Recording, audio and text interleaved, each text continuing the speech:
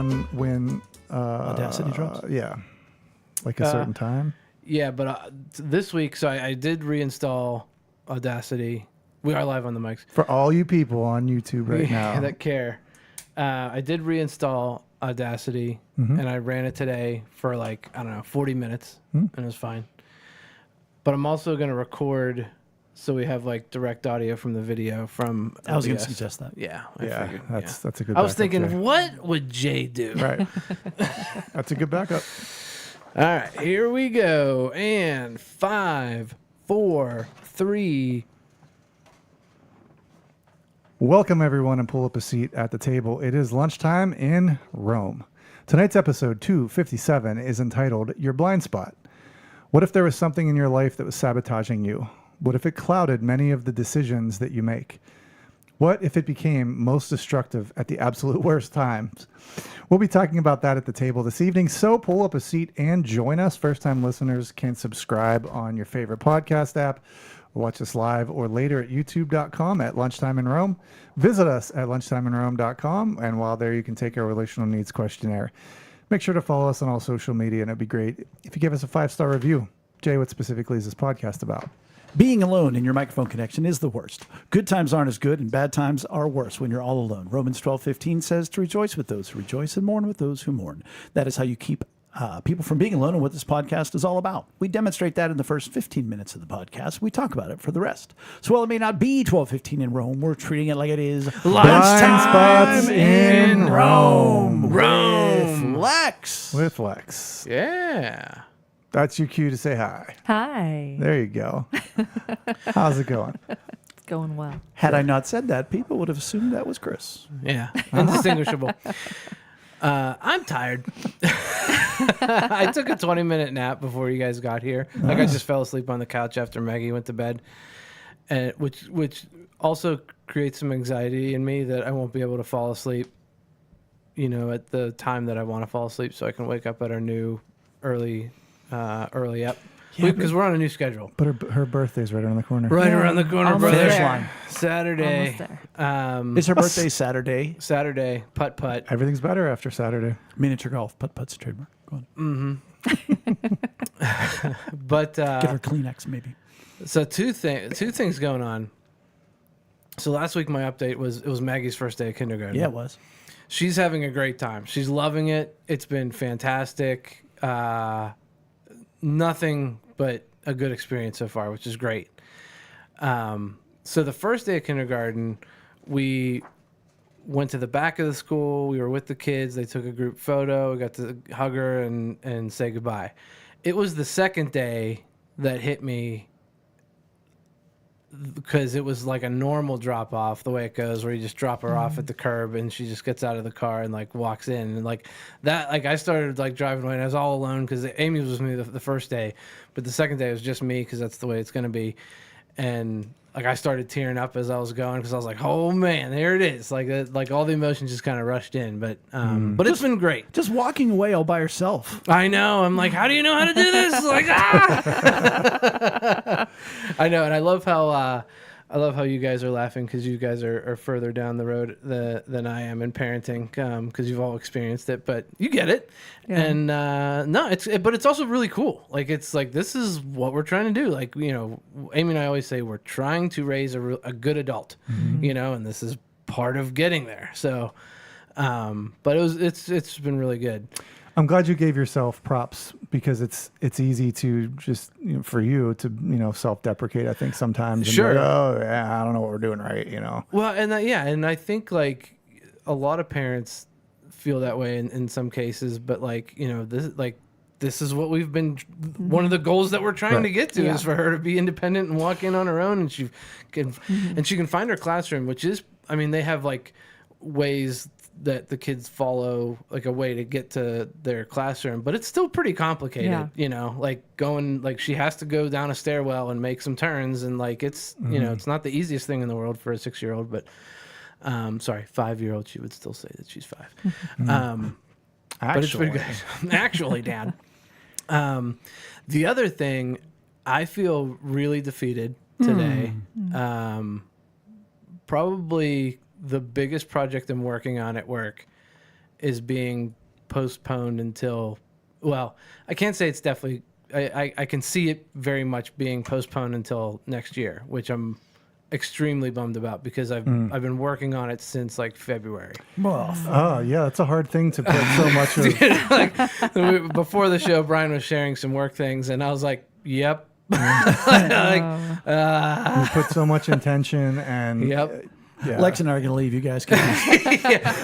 This is going to be the gripe about work podcast Oh, I'm not tonight. gonna- Don't get me started. No, but it's just one of those things. Like I've been working. I've been doing all the things I'm supposed to do. I've Right. been doing Yeah. very And it's much. not what- inherently a reflection upon your effort or your work. No, like input. on my side, my team is like, you're handling this great.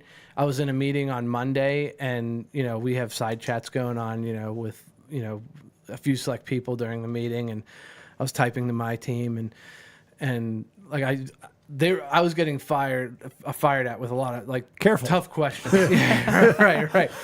I was getting fired, and I kept saying, no, you don't want to do that. Okay, you're fired. No. What if I wasn't? Though? I was answering a lot of tough questions. Wait. Yeah. And I just sent a GIF. Yeah, it's GIF. And Yeah, it is, and remember an airplane, the pilot, and he's all sweaty. Yeah. That's the GIF I sent. And my teammates are like, "You are doing so good. I can't believe." Like, I was like, "Okay, all right." So like, it's like on the water, calm duck, and my feet under the water are just like Yeah. going like crazy. But yeah, it just, man, it just sucks when like something like the rug gets just pulled out from under you at different points, and like it's just it really put me in a place today that I was just like, man, I'm just sad. I'm just yes, I just feel like I've been working for this so hard, and I want it so bad, and like the thing, like it's gonna be unbelievable when we do it.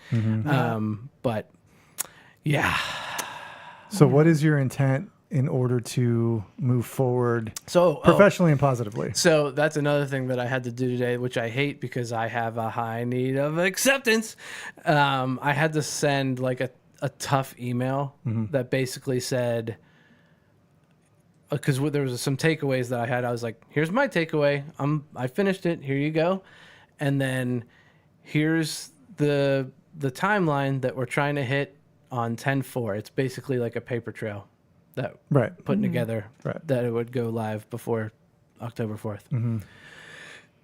Because like we had a meeting that we talked about that we're not going to be able to hit that date, and I was directed to send an email of like, doesn't matter that conversation, just put the date on it.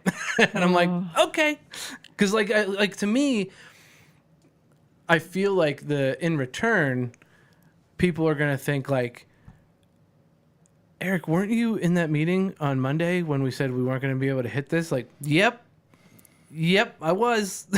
But I've been directed to Send send this email and put the a date plan on as it. if that didn't happen. Yeah, pretty much. Well, that's I like But that. it's a good thing because the people, like my leadership, is aligned with me. Sure. So like that's the point of it, is if I get pushback, then leadership above me has the opportunity to step in and say, well, why isn't it going to get done? I'm confused, but I'm with you. Do you understand?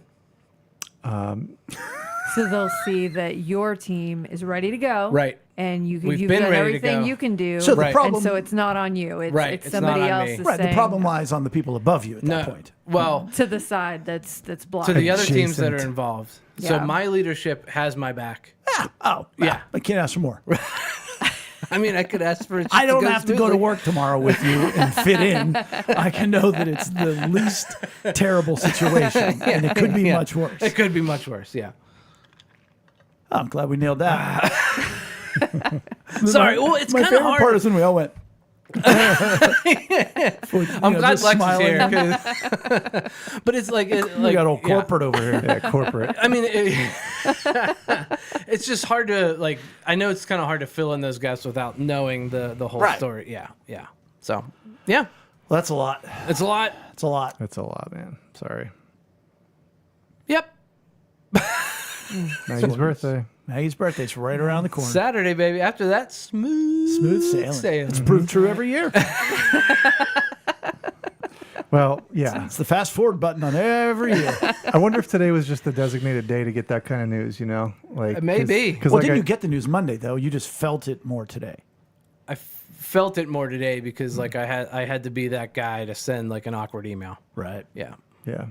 Yeah. For me, you know, it's a different version of the sort of the same thing. Like Joe moved back to Pitt over the weekend, and you know, it's his senior year, and it's like, you know, it was one of those things where it's like, Yeah. Bella's up at Mercyhurst, Joe's down at Pitt. They're both in good places, geographically, situationally, and emotionally. Rachel's back; she's got kids coming in this week, and it's like, all right. Second sleep is back. It's way back. It's not second sleep; it's just longer sleep. Yeah. But you know, certainly some work kerfuffles this week and opportunities to overcome and to navigate and to assuage and to seek the Holy Spirit and all that kind of stuff. And then, you know, you get the next day and you handle that, and then the next day you're like, all right, you know, like you look at your phone, you're like, anything? No? Yeah. Any dumpster fires? No. All right. But no, so it's a lot of the same thing as far as like putting out dumpster fires and coming alongside people and all that kind of fun stuff. But no, I'm good. Don't have a real big update. Rachel's okay. School year's okay. I mean, there's things that could be better, but She went back last week. She went back last week. Kids came this week. Got it. Yep. But it's a better start than last year and the year before, so we'll run with that. You know, but we've had to have conversations of, you know, she's quote unquote just an aide, but if other aides aren't doing what they're supposed to be doing, either A, it's frustrating, or B, she's got to tell them what to do, which isn't her place. But then at least they're going to do what they're going to do, and they would want her to tell them what to do because they just won't do it. You know, and so it's like, well, how do you be open and honest and vulnerable and say, when you don't work, you know, those kind of things. Sure. But those are, you know, not everybody has to be 100 miles an hour like you are. Like the bosses might be fine if they're a solid B minus. Right. Right. But they can't make your A plus an A plus plus by having you tell them what to do, you know. But I've already said too much, but she doesn't listen. So it's good. She's good. Joe's good. The only other update I would have is with Joe's student loan, which, I mean, he's a senior. We've done this 4 years. I screwed up Bella's. I shared that on another one last year by taking out a loan for myself and paid for her education. Whoops. She's paying me back. But this year, banged out Bella's, no problem. Joe's kept getting kicked back to me. And it was because he'd worked for Hunter. And so he had a 1099. So they kept asking for his private business tax returns. And I'm like, he made $1,000. Like Right. he's got no, and Yeah. it kept getting kicked back, the loan application. And so, and I'm doing this while he's away. I'm doing it under his username. So today I had him call, and they said it should go through fine now. They kept kicking it back because they didn't know I was sending his tax returns in one page at a time. What? They thought I was just going to take a picture of the first page and go, trust me, there's 13 pages in this. Like, I don't know if they thought it was going to be a PDF file or whatever, but the computer kept rejecting it because it thought it was incomplete because I did it. I don't know. Any other way it was supposed to have been done, and it's exactly how I've done it every other year. Huh. Yeah. Wow. So is it? Government efficiency, huh? Yeah. You're yeah, good? we'll see. No big deal. What kind of check? Whatever. Scratch a check. It's only money. It's only, and he's got a really good origins of Christianity class. Oh, right? should I share? It's up to you. Do you know about it? No, Brian. So Joe is mentioned it. taking an elective, you know, a social studies or whatever you want to call them. Humanities, I believe. Origins of Christianity. They're just making it up at this point. Where the they professor are. said we are not using the Bible because the Bible is anti-Semitic. So they're using a Jewish-friendly Bible, which I want to tear I'm into. interested. I'm fascinated. Wow. Like the centurions and the centurions alone put him on the cross. I don't know what that is. And then she said they're going to use feminism and gender theory to give a different perspective on the New Testament. Yeah. What could be bad about I mean, that? I'm excited for him because that's going to be great to challenge him and to, but Yeah. like, can he get an A Not going with the party line. Like, is this Right. going to be a I don't think you shoot for an A in that class. I know that's solid C counterintuitive. minus? Pass. Yeah. Man, Wow. like you don't go into that being abrasive or anything. And I but don't know who- you stand. Like you got to stand up and His one research paper's going to be like, no. you are wrong. No. Yeah. Someone said to me, what do you expect when you take a class at a college on Christianity? I was like, not what I asked you. It really wasn't. We all pretty much could have figured it would have gone that way. It's just Yeah. ridiculous how much Yeah. it's going that way. Yeah. Well, That's great, though. A that's- Jewish-friendly one. I'm curious. Little known fact, written by a bunch of Jews. The Bible? Yeah. What? No way. All of them? More or less. What? Yeah, like, is there a book in the Bible not written by a Jewish person? Moses was, eventually became Jewish. Anyways, That's a different podcast. Lex and I are also celebrating, I don't know, we're celebrating life. How do you know? I'm celebrating Lex getting a promotion a couple weeks ago. Oh, okay, She can yeah. talk more about that. And I think, like, for me to transition back to, you got a kid in college doing paperwork and financial aid, we're going to have to start doing that. Ethan did take his SAT this past week, so There you it's go. happening, right? Yeah. Like, And you're going through all the last firsts. it is, and that's exactly Yeah. where I was going to go with Last this. first day of school. Yeah, I took that picture. Oh yeah. Couple of them. And every morning, my goal is to be up and say goodbye to him, at 7:00, because it really is like, it's definitely hitting me of, this is the last year of high school. And, it's what happens. Like you said, Eric, yeah. this is what you prepare them for. We've prepared Ethan for 18 years almost to do this. And he is doing such a great job. He's balancing so many different aspects of his life. He's got a pretty good head on his shoulders, and I'm really proud of him. And so not that I didn't want intentionally to be there, like intentional every minute of his life anyways, but like, especially now, I've just had to remind myself, like, look, wow, like, he may be in college in a completely different part of the state next year. He's going to be somewhere probably, even if it's Boyce, he'll be at home, but still, it'll be different. And just, it was really hit me yesterday and today. Yeah. Yeah. In the morning, I've got a new morning routine that I've started doing, tweaking things, nothing crazy. But Andrew Huberman, he's been around. Oh, yeah. But just, Lex and I actually watched a couple things, a couple of his podcasts and things. Nothing crazy, nothing big. Like, don't drink coffee for an hour after you get up. I've been jumping in the pool, and then I've sometimes come in and taken a cold shower. I'm not doing an ice bath, but there very much is a reaction. Little vitamin D, everything. Get outside. Yes, right. He talks about, Pinch of salt in the water. Get your electrolytes. That's why you gotta keep that pool open for the wintertime. Well, he talks, like, something I thought was really interesting. He talks about getting outside and looking at the sky. Like, he's like, not just through your windows, but actually getting outside. Those photons in the air come into your eyes and they do something. And the way that he described it, it's like our bodies, we're trillions of cells, and each cell is a clock, and you got to get those clocks aligned, right? Which I thought was a brilliant way to just talk about, like, your, what is it? Your circadian rhythm. Yeah, your circadian rhythm, your internal clocks. I was like, that's really cool to line that stuff up, and just these little tweaks help to do that. And then in the evening, go outside for a couple minutes, look at the sunset, and It tells your body, hey, we're winding down. right, right. And it's like, honestly, and I think also too, I've been on the BiPAP now for about 2.5, almost 3 months now. And I think it's finally now starting to settle in for me. Yeah. I'm sleeping. I've been sleeping better. So I think it's a cumulative effect of, I'm starting to sleep better.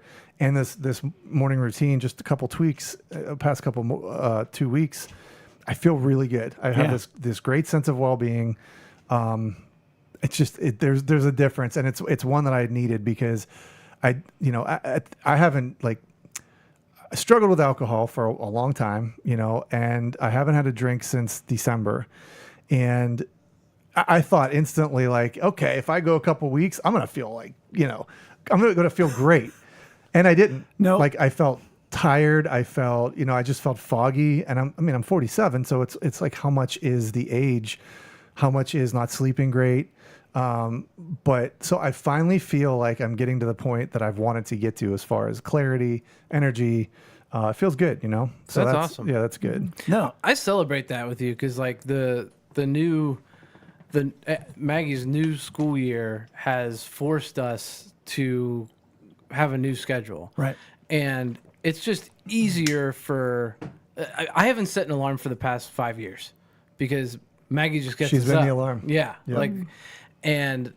but it's easier now for me to just get up before her. So I get up at 6, and yeah, and she gets up around 6:30. She got up at 6:15 today, so she kind of ruined my new routine. But Did you say that as she walked up to you? I did. I was Morning, like, Maggie. You I ruined was my like, routine. You know what? But I've been doing something similar, like getting up. I'll take like a lap around the house, just go outside. And one thing that I already did do, I didn't drink coffee for the first hour. I get everybody ready out the door. Then when I come back after everybody's off on their day, then I make my coffee. But waiting, I will say this, like waiting makes that first sip so Incredible. good. It's incredible. So that anticipation. good. I know it sounds so minimal, No, it but is. man, It's true. oh, that if you sit down at your desk, It's a reward. It is a reward, and Yep. it's just I love it. It's true. Yeah, I'm with you, buddy. I celebrate that with you. That's awesome. That's fantastic. Well, yeah, this is the my second full week in my new position. So I actually applied back in June for this new opening, and I wasn't looking for a new position. But my boss at the time was really good about any opening that he had heard in our immediate area of HR. He would circulate to the team. So he passed this one down, and it was just interesting. So I applied for it, and I let him know. I was like, I'm not looking. If I don't get this, I'm not going to keep looking. I just Perfectly happy Yeah. where we are. Right. Everything's Right. good right Is here. this a trap? Is this a trap? he's like, okay. Love my job. And it took a couple of months. I went through an interview with the leader, and then I went through a panel interview with the other people on the team. But then I got the promotion. Gosh. It's awesome. Yeah, it was really, really exciting because I've been working with this program for about a year and a half now. Adjacently. Adjacently, it's been a stretch role, leading leaders. Stretch roll. So, Corporate stuff. Corporate speak. Synergy. so bringing like leaders through this like 8-month program, teaching them leadership skills and everything like that. And it's been wonderful. It's been really fun. And that is when I met with my new boss after I got the promotion. He was like, "Well, that is part of your new role."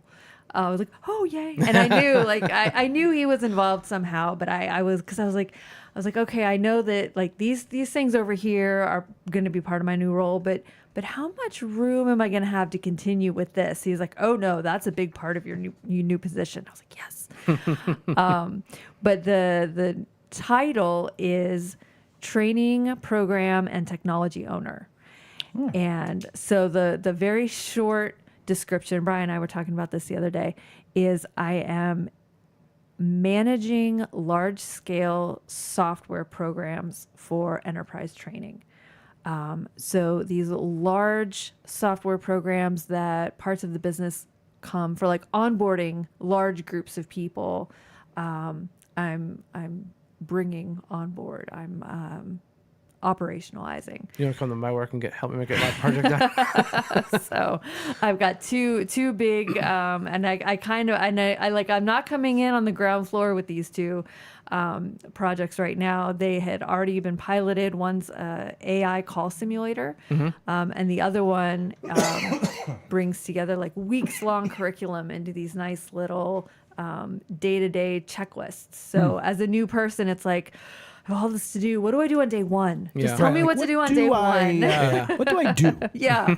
And so it breaks it down like, okay, go to this class, read this, and watch this video, Yeah. and you'll be good. So I'm coming in and figuring out, okay, who needs to be trained? Like the people building it, the people teaching it, the people managing it and pulling reports. These people need to be trained on how to work it. And how do these people know to ask for it for their groups? So we're pulling all that together and launching them. So That's exciting. it is. It's So really exciting. 8 days in, it's good. Yes. Wow, Yes. that's Well, so and good. actually, Actually, 9 days, Jay. no. About 3 weeks before I found out I had gotten the job, the leader, who's also my old boss's leader, so I'm on the same team as my boss, went to my boss and said, "Hey, so since I'm down a few people on my team and I have these work groups that need to be run, and it really lines up with what Alexis was, interviewing for, would she want to help out with these work groups?" And so my boss, Brad, asked me, and I was like, yeah, I would love to. So I've actually been doing the job for like a month and a half now. Wow. Okay. So like the longer I was waiting, I was telling Brad, I was like, I feel like I'm like halfway in the door now. Would have been Yeah. a real kick in the rear end if you didn't get the Right, job at that right. point. Everything Like, hey, else is just Yeah. a formality, pretty much. So That's awesome. yeah. and that's got to change how you wake up every day. Like, yeah. it's a whole new world. Yeah. Yeah. Wow. Yeah. Well, we are excited that Ashley and Mary Lynn and Breaking 90 and Bethany all sit at the head of the table each week, Yeah. for lack of Yes. a segue into tonight's topic. And you too can sit at the head of the table by going to lunchtimeinrome.com and becoming a paid subscriber, which helps us with equipment and fees and things like that. And helps us with the research and intel for all the merch that Chris is working on right Diligently. now. How to make that joke Diligently every working week. Well, we're actually he's not on the pod until he gets that done. That's why he's really not here. That's it. We have enough managers around this table. We put it together, and Lex is going to train him on Day one, here's what you do. day one, do the merch. Day two, back on pod. Thanks so much, Chris. But this is something, a lot of what we do is, everything we do is based on my training at the Center for Relational Care. Sometimes I have extrapolated from that, things like that. But very often, like with the adult parent, adult child games, it's a derivation of the marriage games that people play. And so I'm taking notes and revamping them. This is new to a degree. And it was something that just occurred to me that everybody has a blind spot when it comes specifically to conflict, but in a lot of ways to a lot of things. And I kind of put together a little outline that we could talk about it tonight, but it's just something that always gets in the way of when you are in a conflict with somebody, whether it be, and again, conflict doesn't inherently mean anger. There's a Right. disagreement. It can be within a relationship. It could be you helping two other people in conflict or three. There's just a misalignment. There's a blind spot. And it's centered around the new phrase that I came up with, what I've shared with you two. I don't think I've shared it with you, Lex. And I certainly haven't said it at the table, I don't think, unless I did share it last week. But it's the fact, the quote is, nobody is to blame. However, everybody is wrong. However, yes. However, 'cause we did were talk doing about that. and or but, and I changed it to however. However, yeah. But and my point is, it's the enemy. The enemy is sabotaging everybody's life. The enemy, for those of you who are new to the table, would be Satan. And his whole job is to steal, kill, and destroy. So it's his fault. He's the one to blame. However, we all handle things and we make mistakes. Even if, Lex, you and I are in a disagreement and I'm 99% right. No, I'm 1% wrong and you're 99% right. I still got to own up for my 1%. I'm still wrong. There's no absolutes. And it's because of what I would describe, is the blind spot in this thing. And this goes to the fact that people say there's three sides to every story, right? There's three people say that? Three sides I don't to think every people story. say there's three sides. They normally say two sides, right? No, Lex is nodding. Three. What Yeah. are they? Yeah. Your side, my side, and the truth. I'm Agree to disagree. What's your side? But What's that your makes side of this story? that makes your quote or your saying true. Because what you just talked about, if Lex is 99% right and you're 1% wrong, well, that means, or You're right. that you're right at some point and she's right at some No, I'm point. 99% wrong. She's 1% wrong. Right, but you're still 1% right. We're both wrong, just not entirely wrong. Right. And the truth is in between. Right. Now you want to defend That's your what I meant to say. Well, no, just refutation? the prevailing wisdom. There's two sides to every story, two sides of every coin. So that, like when you said that, that's just where I went Right. to. But you're right. There is that third element Because both which people have the blind spot. Right. humans operate in subjectivity, but there is a truth that is not subjective. It is objective. Right. Right. So for me, and again, none of this is brand new, but if you guys had to guess, what is the blind spot? What is the blind spot? Me. There you are down that pit of Breaking self-despair. Here, 90, let me. breaking 90s in Nebraska right now going, I thought it was Eric. I thought it was Eric. I hit a shank on number 16 and I was like, Eric. Wait, you're saying What do the you think? blind. What you're is the saying, actual blind spot? But you're saying the blind spot is a common theme. It's not a subject. It's not a something that's individual to everybody. Yes. You have blind spots. I have blind spots. Your blind spots might be different than my blind spots. When we're done with this podcast, we may redefine Okay. this podcast. We might rename because it. it's not really a spot. I'm just saying Okay. there's this nebulous something that screws us all up in conflict. What do you think it is? Feelings. Emotions. It's like you're in Sunday school. Is Jesus the answer? Jesus. Eric. Any thoughts, Lex, on deciding between feelings and emotions? Sorry. I'm going to say ego. Ego. All right. So for me, it's the ramifications of previous hurts and previous conflicts. So starting when we're a baby, we have conflict. Yeah. Right. And or that conflict produces hurts. What do we define hurts as? Well, it's an emotional need not met or taken from us. Well, where do our hurts go? 4 places: anger, fear, self-condemnation, or guilt. So as we develop that pattern that goes along, the next time there is conflict, those impact us. The hurts from the past impact us in current day. And the enemy is involved in those hurts in the past. That's why he's to blame. right. And the ones today. Right. As a matter of fact, he's dancing. And if you think about it, like if you walk around and you are angry, that's where your hurts go. I don't want to say you're angry. If your hurts go to anger, Yeah. you are now having a disagreement with somebody. Well, what do you typically tend to do? You become angry. Well, when you're angry, the Bible tells us, in your anger, do not sin. It's okay to be angry, but you're not going to see things clearly. Right. But you think you are. If you're guilty, if you walk around and you're like, oh, how's this my fault? Is that accurate? No. No, not at all. Self-condemnation. Well, of course I screwed this up. Once again, how could I possibly reconcile this problem? No, it's my fault once again. Or fear. Is a liar. Thank you. Zach Williams. Zach Williams. Gosh. Literally right now. Side note, cut the tape. Not really. I have developed a manic disorder. The minute I try to think of a name, my brain just goes, no. I walk away and it's like, oh, Zach Williams. It's unbelievable.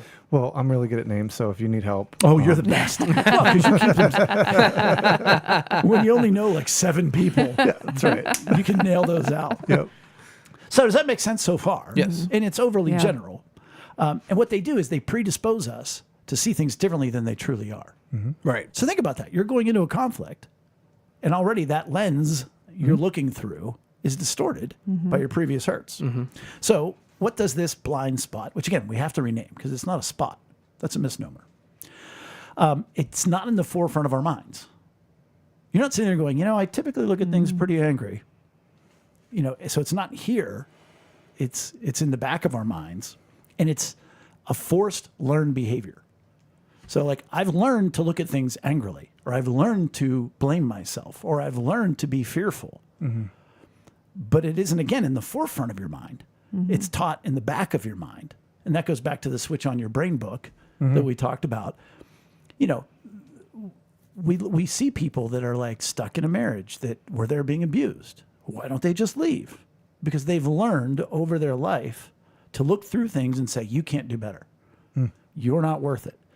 And go ahead. It's that lizard brain part of us, right? Like that entrenched. I Like, thought you were going like lizard people here. No, and I was no. like, no, the lizard you brain's really like, got to stop going to some of those podcasts. yeah. No, but what do you mean by that?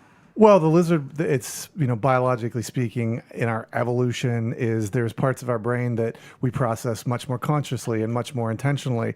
And then there's like the lizard brain, which is the flight, fight, or flight, the things that are just, learned patterns, like you're saying, that you're not thinking about. That's just what is taking over whenever the thing. And it controls influence- the forefront And it controls the of your brain. forefront, right. So until you start to remaster that forefront, that lizard brain is going to control. We're controlled by those impulses unless we tame them. And I think it's one of the things that you're talking about here is we've learned that from the beginning. And it controls how we Right. think, how we perceive, and it goes that way. Unless you've been listening to this podcast for the last 257 and or read that episodes. book, because it really does train you to reverse engineer that Right. and say, no, those are lies. That isn't true. And when something comes up, the one analogy in the book she talks about is riding a bike, that you learn how to ride a bike. And then once you know how, it gets stored in that back memory. You can not ride a bike for 40 years.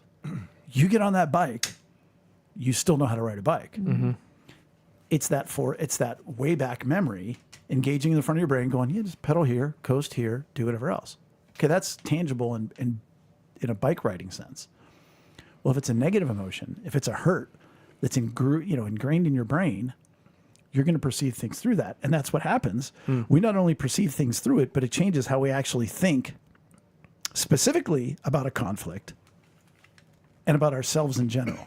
So looking outward, we see a conflict and we don't see it for what it is. We don't see that third person truth. Right. Not third person truth, but objective truth. Right. We're almost seeing through a screen. Instead of Absolutely. a blind spot, it's like a A filter. lens, a filter, the blind filter. That's not it either. But so not only do we see outwardly incorrectly, we see inwardly distorted. Because if it's anger, well, dadgummit, I'm right. Right. And there's no way you're going to prove me differently. Or if it's, Eric with his self-condemnation, I'm sure I'm wrong. I'm sure I'm an idiot here. But the way I see it, so it distorts Both ways, yeah. Yeah. looking Interesting. outward and looking inward. And a lot of this is just an application of where hurts go if you haven't figured that out yet. But to me, anyhow, I'll go on. I don't want to pat myself on the back. Not just yet. My self-condemnation, much less than it used to be, but it's still there. And what it does is it creates vulnerable positions in conflict. Because I want to make sure I'm seeing things clearly. I'm not looking through a Right. filter, a lens that is distorted, or a screen, or a whatever we're going to call it. Well, now you're vulnerable. You can't trust the way you're seeing things. Except you do, because you're not even sure it's there because it's blind. You know what I'm saying? But it puts us into vulnerable positions where you're dadgum right. I am absolutely right. Do you believe this? And so what do? We coalition build. We go to other people and say, you see it my way? See it my Right. way? Of course you do. And I have to be very careful with that because I have a large personality. I'm in a lot of leadership positions. And so people are very rare to say, yeah, you could have handled that differently. Right. You can be surrounded by yes men and yes women when, go ahead. I was just gonna say a lot of people are, Well, that's, what Yeah. we do. We see it differently. And so we want to confirm, but I'm seeing it right? I'm seeing it right? Yeah. And if somebody says no, well, depends on where our hurts go. Right. Because we might just be like, yep, see, I knew I was wrong, and then shut down, or more likely, we cut them off Right. until we find somebody. So it puts us in a vulnerable, still the worst word in emotional responding, position in conflict because we're seeing things not for what they truly are. So we might act and we make mistakes. You're acting out because you think, oh, this is what I see. Or you see things and you go, well, I don't want to act. So we miss an opportunity. And just like I said a second ago, we very often ruin relationships and cut ties with not only the person we're in conflict with, but those who didn't agree with the way with which we handle the conflict. All because we're not seeing things clearly. reactions to that so far? Does that make sense? And does it do anything else? Does it inhibit us in any other ways? It makes sense to me so Definitely far. makes sense. Yeah. Is it tangible enough? Yes. What I mean by that is like, to me, it's just the application of where hurts go, but how it directly, And I feel like that makes it a lot clearer. Like it almost builds the bridge to emotional needs. Like I think about my hurts go to fear very much. And when I look at my emotional needs, my biggest emotional needs are security, belonging. So when I'm dealing with fear, it's okay, well, my security is, am I going to be safe?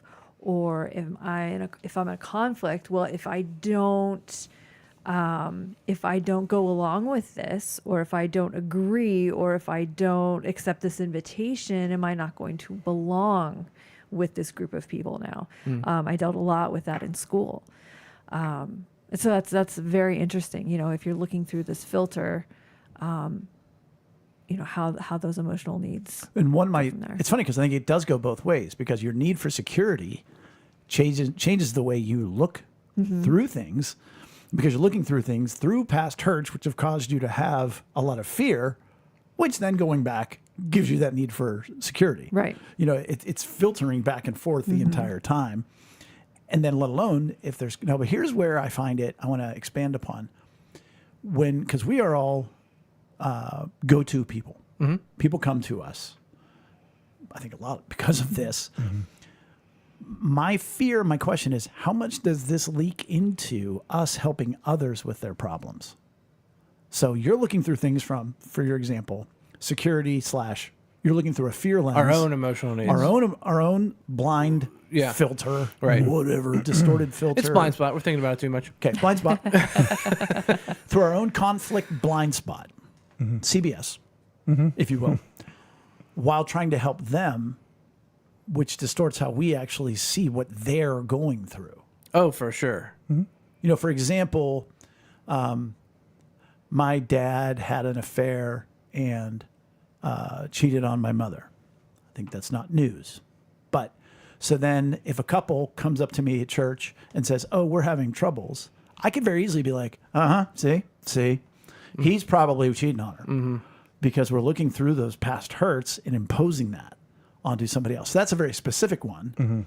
But also, I think that happens in general. Like we're looking through the way we've been hurt. So we're looking at them and trying to help them that same way. Well, I think to avoid that hurt. as humans, we're we can be pretty good at spotting patterns. It's one of the things that we do.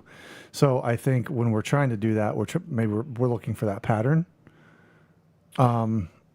Based on all the information that we have available to us in our own life. You're like, this looks familiar and very similar to what happened to me. I'm sure that's what it is, but it could very much not be. Right, which makes us not, and all the evidence could be pointing elsewhere. Right. But we're predisposed to looking for that pattern. And that's why we have to be careful, especially if you are not especially if you're a go-to person, but after all of this, 257, 258 podcasts that we've done, whatever it is, these conversations, this training has helped me to step back and go, okay, here's my lizard brain. Here's what I think is the pattern. I love the 257 episodes in. We're introduced to the lizard brain. But I was a little uncomfortable with blind spot. We're all in on lizard brain now.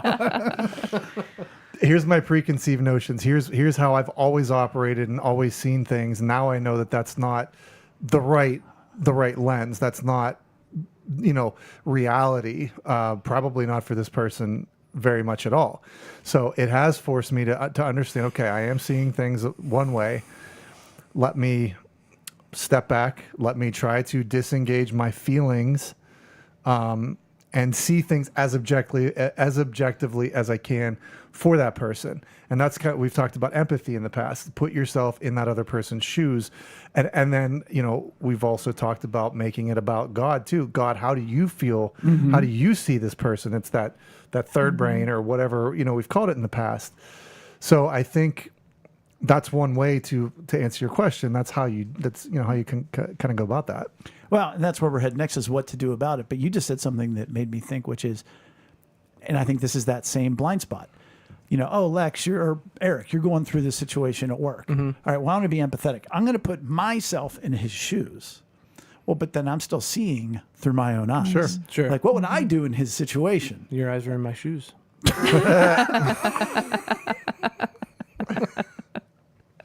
That's what we're trying to say.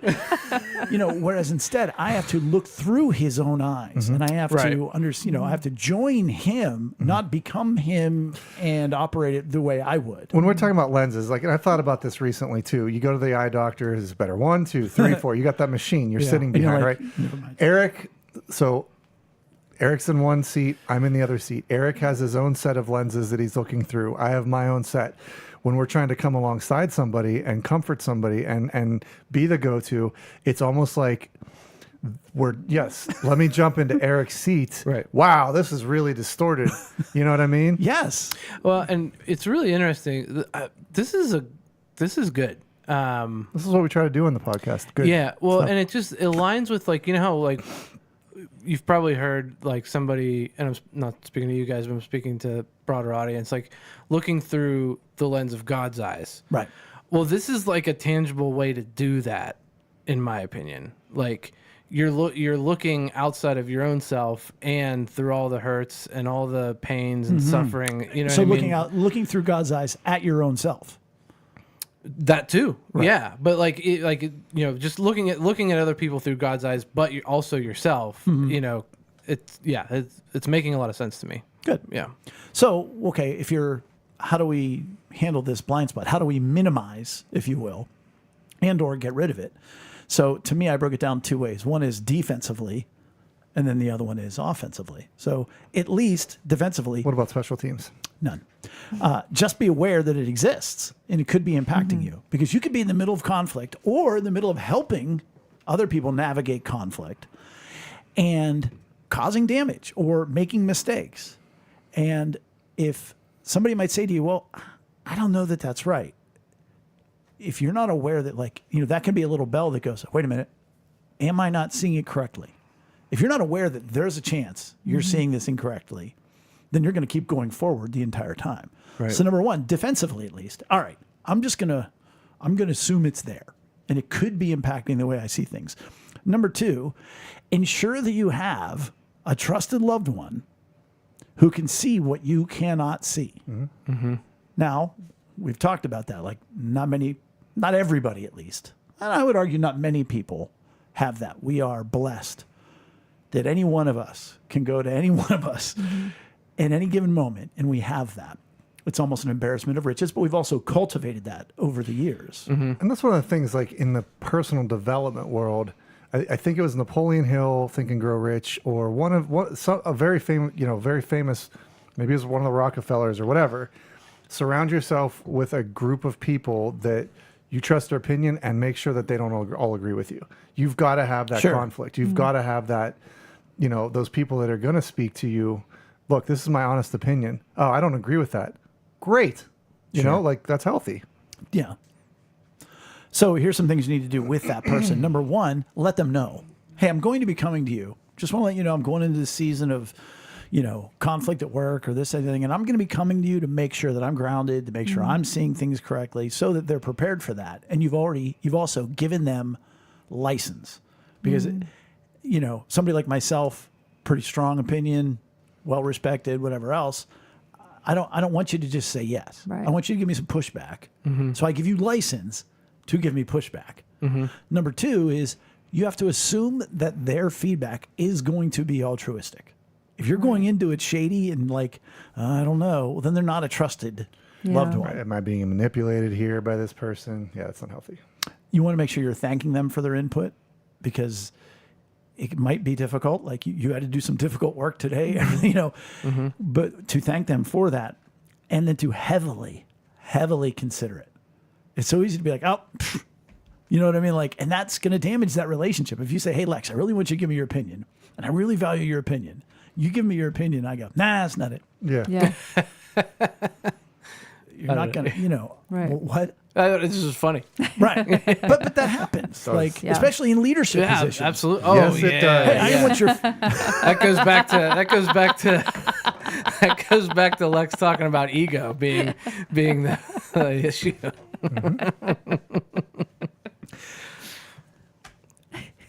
Lastly, when you have that trusted loved one, you've asked for them to give you input. You've thanked them for the input. You've heavily considered the input. You want to make sure the entire time, when I say lastly, I mean final point, you're praying through the whole thing. Lord God, let me see this. God, I know you've been there every time I've been hurt, every time this happened to me, every time I ended up being angry, every time you've been there every time, Lord. Help me to trust so-and-so's input.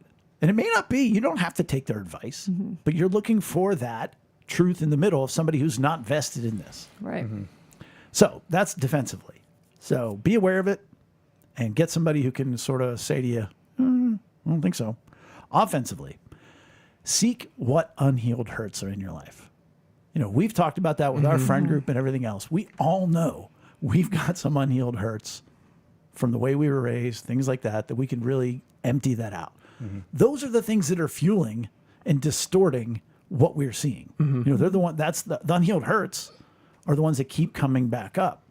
People have brought things up to me that are things that I've gone through that I've healed. And I've been like, oh, yeah, I did go through that. That's incredible. You know, and still there's the occasional ones that you're like, I still have to pay attention to that. So you don't have to be defensive if you get rid of it in the first place. Right. Clears it up a little bit. Try to decipher the impact they've had in your ability to handle conflict. You know, like, so for me if I'm helping a couple and I'm just assuming that the dad's, you know, being irresponsible with money and cheating on his wife, or that the wife is just completely closed off, because that's what my mom was like, oh, looking backwards at conflict, where you've made mistakes, tying it to the unresolved hurts that you have, not unresolved, unhealed, where we haven't had comfort attached to your pain. So I think if in the forefront of your mind, you're like, oh, wait, this does keep impacting me. This is still distorting the way I look at conflict. Gives you the greater motivation to, man, God, maybe it's time for us to get rid of this. Because we all know we've got hurts that haven't been healed. And we're like, yeah, well, okay, well, we'll get to those. But if we go, man, screwing up every time I'm in a conflict, I think it's better to go with it. And again, be specific, but also in general. Like, so the unresolved hurt from childhood is impacting, you know, the way I look at fights with people's parents because it was a parent conflict. Okay, but in general, is it my anger? Is it my fear? Is it my guilt? You know, attach it to that. And then use the tools to properly grieve, whether it be a therapeutic letter, whether it be looking at genograms. And we've done podcasts on both of those. But even if it's just having that same maybe trusted loved one from the defense, having them be a two-way player and be on offense, and just spending time talking about the hurts we've experienced in life. Just letting somebody walk alongside you for what seems like meaningless, you know, anybody who sat at the table with us long enough knows that, oh, I got past it. No, you didn't. No, you didn't. I mean, I had somebody just the other day say something from when I was 9 years old. He goes, I thought I dealt with it, but I just didn't. Time heals all wounds. We talked about that last week, I think, or the Yeah. week before. Yeah. No, it doesn't. And one of my new favorite phrases is that grief is incredibly patient. Wow. Because you can run from it, you can numb it, Yeah. you can squash it down, you can work, you can ignore it, and it's just sitting there going, still here. Hello. And so to have just that trusted loved one that you can just sit there and talk with and share that with begins that healing, or at least begins, if not continues, that healing process. Yeah. And I think, you know, again, the blind spot gets much smaller and you're much more aware of it. And perhaps you become then much better in conflict. That's what I came up with. Any closing thoughts on those things? No, that was good. That's really good. Maybe it's blind spots since it's two-way. Blind lizard spots. Blind lizard spots Jay's eyes in Eric's shoes. Filter. Filter. It's a hell of an acronym, I'll tell you that much. But I mean, if nothing else, if people are just more cognizant of you're not always right or you're not always wrong. You know, because some people go Right. into it, no, I'm absolutely right. And then people that are self-condemning are like, I'm sure I'm wrong, but I want to say this. Right. That maybe I don't see it perfectly clear. Yeah. Yeah, and that's a good point to add on to is we live in a time where there's a lot of gray, but then there's a lot of binary, like you've got to be for or against this, right? Like it's in order to continue to divide us as a society, they want to make it about this or this. And what you're saying as far as either right or wrong, like when you're in a We're conflict, all wrong. there's elements, right? Like Back there's to the beginning. right. It's nobody's exactly. fault. Exactly. However, everybody's So wrong. look at it from that perspective. It's not a binary thing. But I would add, in our society today, everybody's right. You know, Yeah. there is no Unless- objective truth. Right. Right. No. Yeah, Go ahead. okay. No, that's a good save. Well, yeah.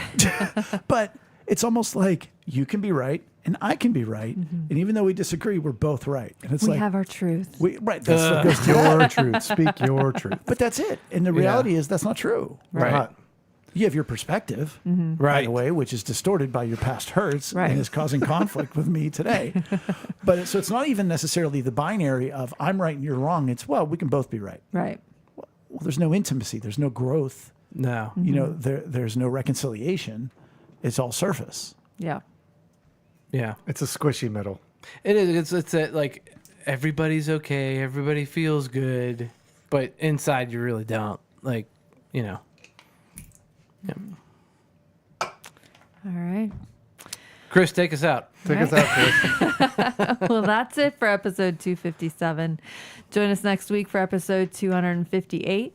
Between now and then, please give us a like or follow on social media and visit us at lunchtimeinrome.com. While there, take our relational needs questionnaire. Thanks for joining us at the table for Lunchtime in Rome. See you next week. Ciao. Bye. Bye.